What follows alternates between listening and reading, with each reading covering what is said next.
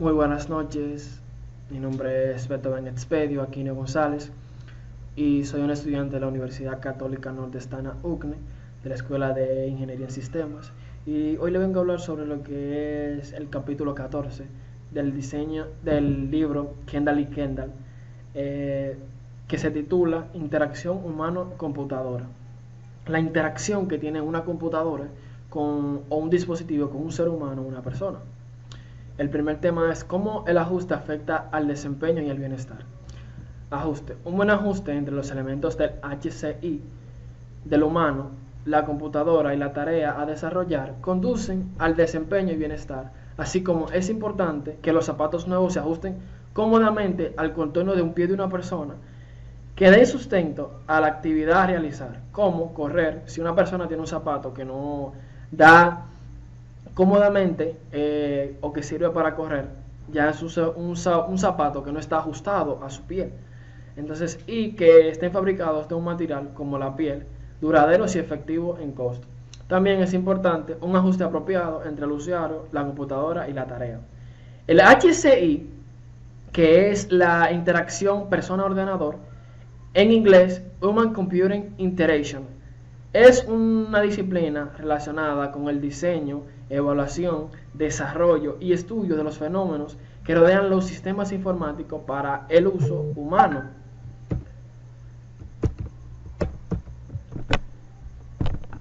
Aquí le muestro una imagen de lo que es el entorno en que los humanos, las computadoras y la tarea, sin un buen ajuste, el ajuste son la pieza indicada para que desempeñe y le dé bien y tenga bienestar en lo que es una empresa.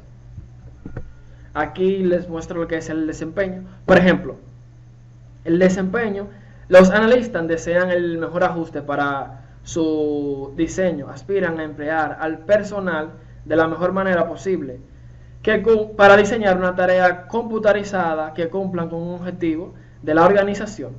Un mejor ajuste produce mejor desempeño y mayor bienestar general para humano involucrado en el sistema.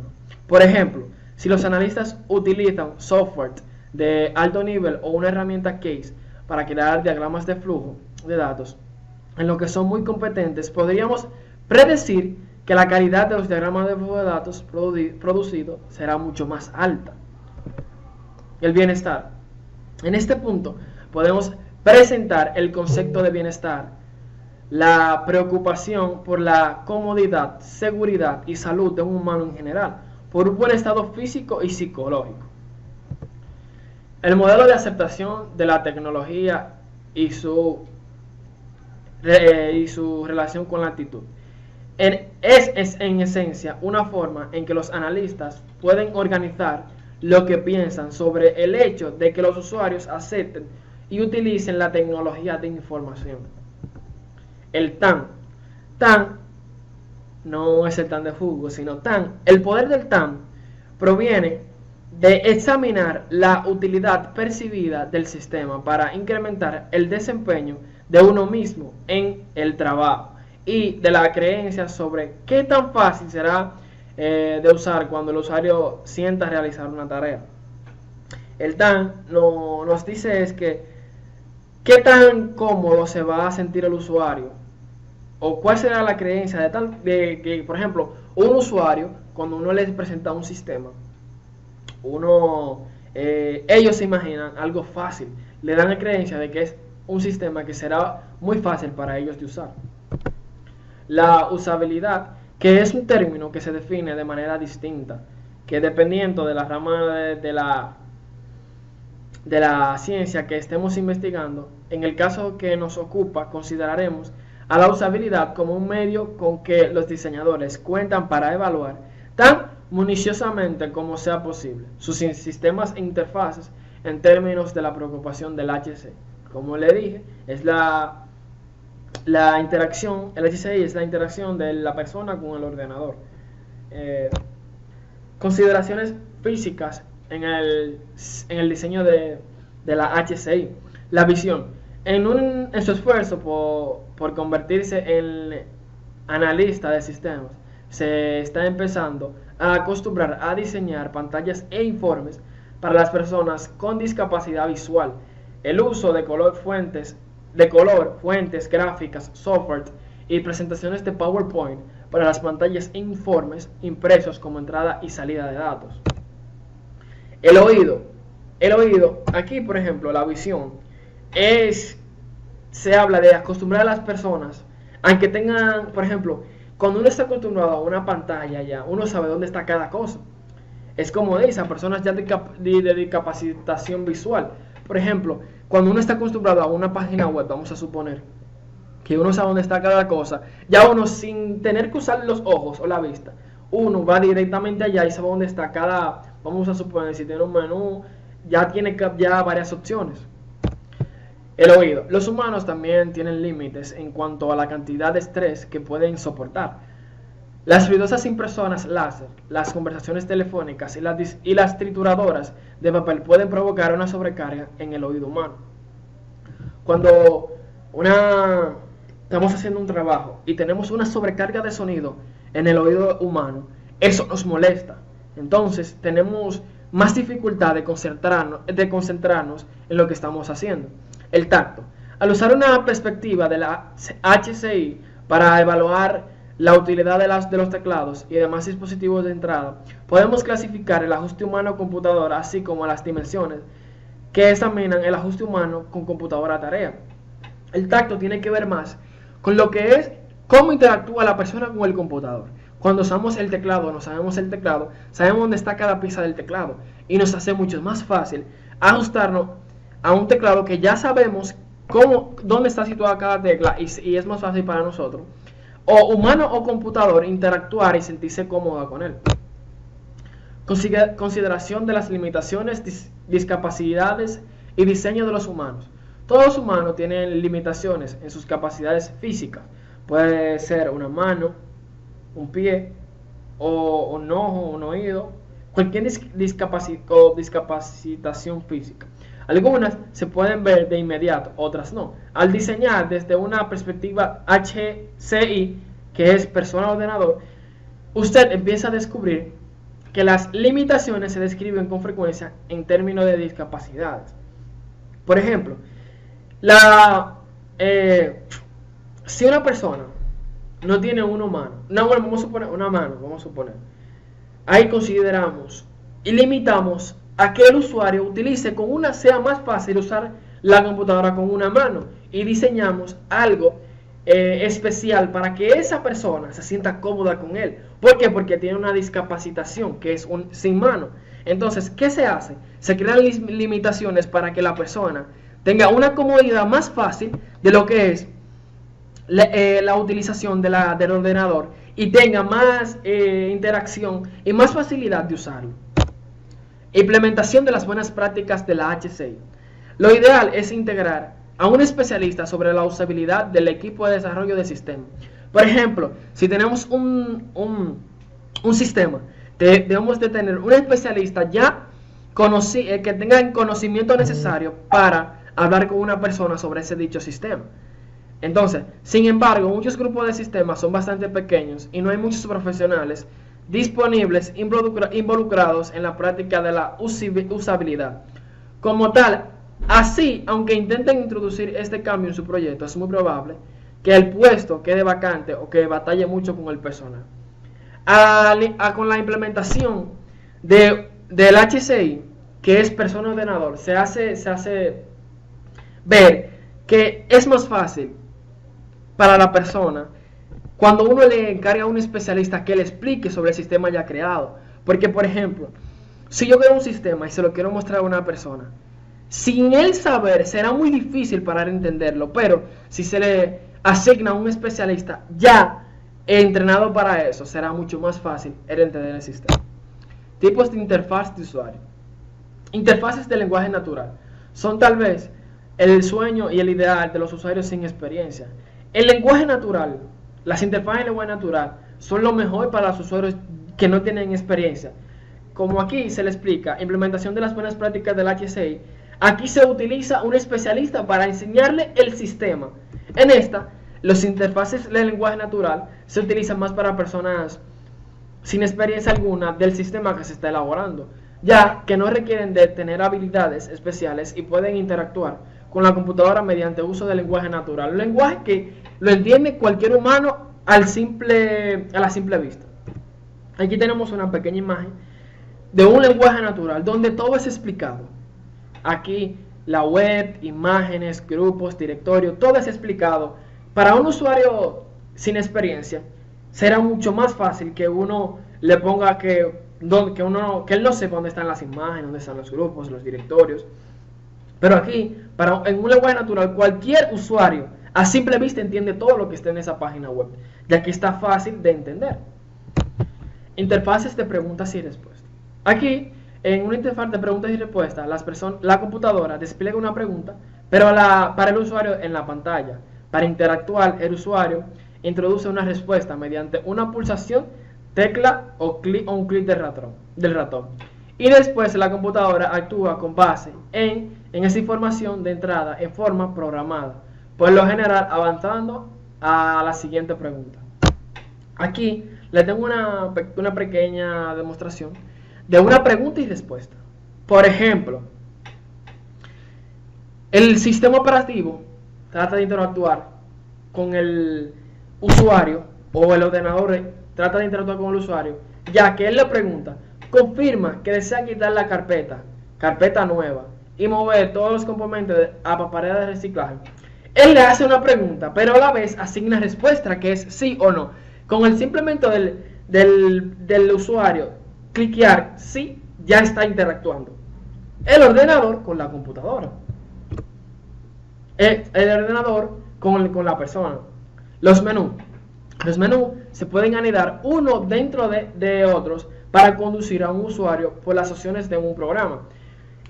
Aquí se recopilan opciones en un mismo lugar para que el usuario sea más fácil de ir. Por ejemplo, si yo tengo personas, vamos a suponer personas, y yo lo tengo en un menú, yo puedo ver, por ejemplo, Juana, Pedro, San Juan, y ya yo lo tengo desplegado hacia debajo. Puede ser un menú de opciones, la cual el usuario interactúa fácilmente. Los menús anidados permiten que la pantalla parezca menos desordenada, la cual es consistente con un buen diseño. También permite que los usuarios evitar ver las opciones de menú que no les es interesante. Los menús anidados también pueden desplazar a los usuarios rápidamente por el programa. Como le había dicho, los menús anidados permiten menos desorden, ya que, por ejemplo, si yo tengo personas y tengo cuentas por cobrar y tengo, vamos a suponer, consultar. Si el usuario no le interesa consultar simplemente y le interesa a persona, simplemente él va al menú que tiene todas las opciones de lo que es la persona de ese menú. Ahora, si él no quiere ver cuáles son esas personas y simplemente quiere consultar, él despliega la barra de menú de las opciones, o la barra de opciones que tiene el menú consultar, y de ahí simplemente el usuario interactúa solamente con lo que tiene consultar. Aquí le enseño un pequeño ejemplo muy fácil de ver, que está archivo, edición, ver, favoritos, herramientas y ayuda. Si el usuario por nada del mundo quiere interactuar, vamos a suponer, no necesita ayuda, vamos a suponer, el usuario, si ustedes ven, está mucho más ordenado. Además, por una opción puedo yo entrar a otra barra de menú que me despliega más opciones de esa misma opción que tienen que ver con esa opción. Entonces aquí un pequeño ejemplo de un menú. Interfaces de llenado de formularios. Formularios de entrada y salida. Las interfaces de llenado de formularios consisten en formularios en pantallas o basado en web, que muestran los campos que contienen elementos de datos o parámetros necesarios para comunicarse con el usuario. A menudo el formulario es fácil de un formulario en papel ya conocido por el usuario. Aquí le tengo un pequeño ejemplo de lo que es un usuario de entrada y salida. El usuario va a interactuar de manera que va a introducir su nombre y va a escribir un mensaje. A la vez de que le elija un nombre, un mensaje y un color de qué color tendrá, aquí va a ser el icono, y le dé a probar, al momento de cliquear probar, el usuario va a ver un mensaje de entrada y salida. Él entró los datos que se van a mostrar en salida del formulario que él vaya a representar. Interfaces de lenguajes de comandos.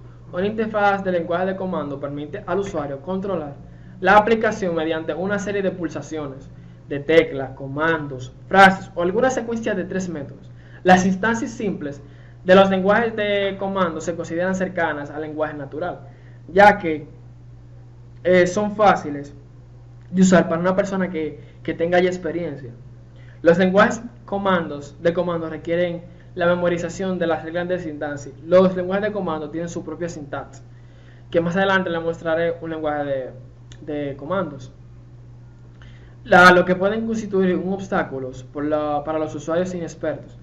Los usuarios expertos tienden a preferir los lenguajes de comando, que posiblemente debido a que llevan a cabo con mucha más rapidez. Un lenguaje de comando para un agente de experiencia lo utiliza más. ¿Sabe por qué? Porque es con mucho más rapidez. Ya que si usted escribe, vamos a suponer, aquí le tengo un pequeño ejemplo.